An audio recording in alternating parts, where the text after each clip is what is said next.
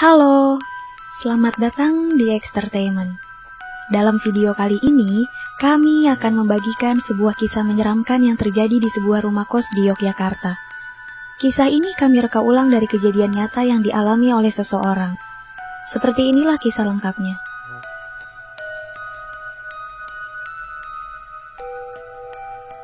Rizky merupakan seorang mahasiswa baru di sebuah perguruan tinggi di Yogyakarta. Karena berasal dari luar kota, Rizky memutuskan untuk menyewa kamar kos selama menempuh perkuliahan nanti.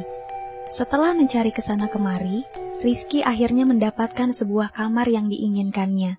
Rumah indekos yang dipilih oleh Rizky terbilang asri dan cukup nyaman untuk ditempati.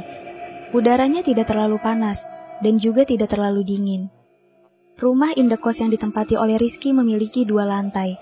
Rumah itu memiliki layout membentuk huruf O, sehingga para penghuni kos bisa melihat ke arah kamar lain dengan jelas. Seperti mahasiswa baru lainnya, Rizky terlebih dahulu harus menjalani masa orientasi. Di masa-masa orientasi, Rizky tinggal di kamar kos dan ditemani oleh orang tuanya. Di sini Rizky tidak merasakan ada keanehan berarti di rumah indekos yang ia tempati. Justru sebaliknya, ia merasa nyaman tinggal di sana. Apalagi kamar yang ia tempati ada di lantai 2. Masa orientasi kemudian sudah berakhir. Orang tua Rizky sudah kembali ke kota asal. Otomatis, mulai hari ini Rizky tinggal sendiri di kamar kosnya. Keanehan demi keanehan kemudian mulai terjadi di kamar yang ia tempati. Ketika itu, Rizky tengah mengerjakan tugas di kamar kosnya. Tugas yang diberikan oleh dosen begitu menguras waktunya. Bahkan, ia masih harus terjaga sampai larut malam demi menyelesaikan tugasnya itu. Ketika tengah fokus mengerjakan tugas, tiba-tiba saja Rizky mendengar suara ketukan pintu. Suara itu terdengar berulang-ulang dengan tempo yang sama. Rizky kemudian menghentikan sejenak kegiatannya. Ia bangkit dari duduknya dan bergegas untuk membuka pintu. Rizky kemudian membuka pintu kamar kosnya. Namun, ia sama sekali tidak melihat ada orang di sana. Koridor di depan kamar kosnya terlihat sepi. Tidak terlihat ada tanda-tanda kehadiran manusia di sana. Meski agak terkejut, Rizky mencoba mengabaikan hal itu. Ia berpikir teman-temannya mencoba untuk mengerjainya. Rizky kemudian lanjut mengerjakan tugas kuliahnya. Belum ada 5 menit ia mengerjakan tugas, tiba-tiba saja ia kembali mendapat gangguan. Pintu kamar kosnya seperti ada yang memaksa ingin membuka. Gagang pintu kamar kosnya terlihat terayun berkali-kali. "Woi, siapa sih itu?" Rizky berteriak mulai jengkel. Tidak ada suara balasan di sana. Gagang pintu itu terus terayun. Bahkan kali ini ayunannya menjadi lebih cepat. Hal ini membuat Rizky merinding. Bulu kuduknya berdiri. Jantungnya berdegup kencang. Keringat dingin mulai keluar dari kulitnya. Rizky mulai ketakutan. Namun di satu sisi ia penasaran akan sosok yang mengganggunya sejak tadi. Ia kemudian mulai memberanikan diri untuk bergerak ke pintu kamar kosnya. Jantungnya semakin berdegup kencang. Di kepalanya ia membayangkan sosok-sosok menakutkan sedang berdiri di balik pintu. Dibukalah pintu itu oleh Rizky. Lagi-lagi ia tidak melihat satu orang pun di sana. Kakinya langsung lemas. Ia mulai membayangkan ada sosok menakutkan yang memang sengaja mengganggunya. Ia kemudian langsung menutup kembali pintu kamar kosnya dan menguncinya. Ia memutuskan menghentikan kegiatannya dan secepat mungkin berusaha tidur. Esok paginya ia mencoba menceritakan kepada teman-temannya perihal kejadian yang ia alami semalam. Namun, teman-teman Rizky saat itu masih skeptis.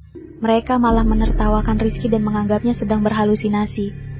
Rizky pun mencoba untuk melupakan kejadian itu dan menjalankan kegiatan seperti biasa. Namun, ketika malam tiba, suasana di kamar kosnya tiba-tiba saja menjadi tidak enak. Udaranya menjadi panas dan sesak.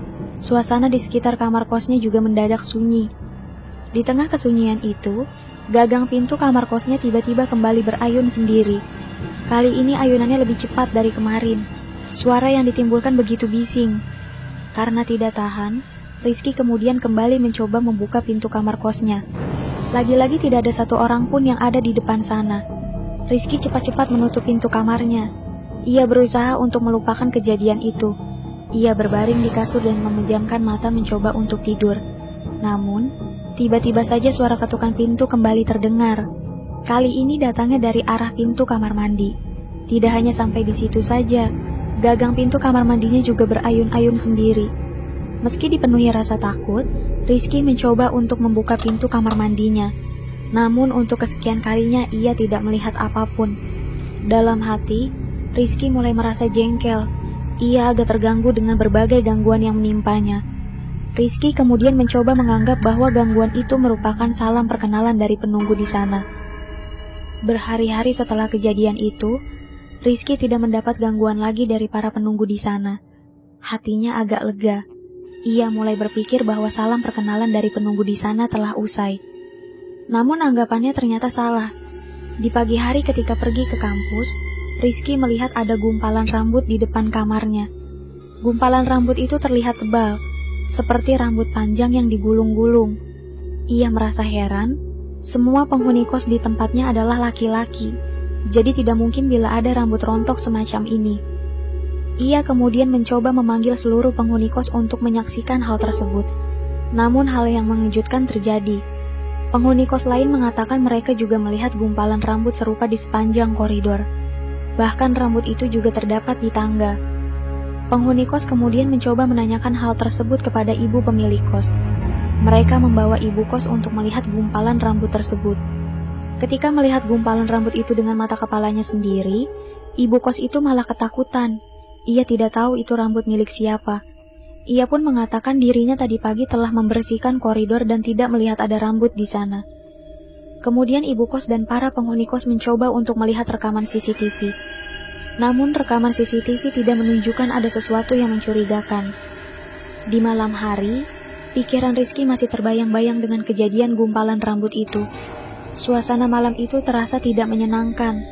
Padahal saat itu ia tidak sedang sendiri di kamar.